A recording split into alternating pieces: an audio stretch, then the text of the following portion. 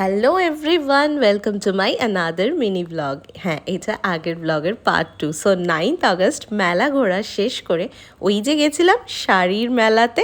তারপর আমরা 4 জনে চলে গেছিলাম ক্যালকাটা বেকারি ক্যাফেতে। ক্যাফেটার অ্যাম্বিয়েন্স বেশ মিনিমাল, দেখতে খারাপ নয়, বাট অনেস্টলি মেনটেনেন্সটা আরও একটু বেটার হতে পারতো, যেটা পার্সোনালি আমার মনে হয়েছে। এবার চলো তাড়াতাড়ি খাবার অর্ডার করা যাক। আর মিরোকে দেখেছো? ওই যে সব কিছু দেখে মনে হচ্ছে আজকে মেনু কার্ড থেকে অর্ডার ওই করে দেবে আমাদের জন্য। তো আমরা অর্ডার করেছিলাম নাসি গোরেং, কফি আর চিকেন বাও।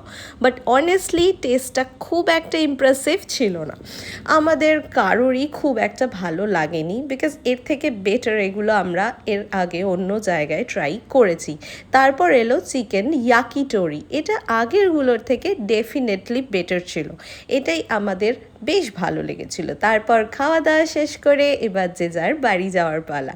ওই যে রাহুল বাইক বের করছে, এবার চলো ওদেরকে টাটা বলে আমরাও কিন্তু বাড়ির দেশে রওনা হই।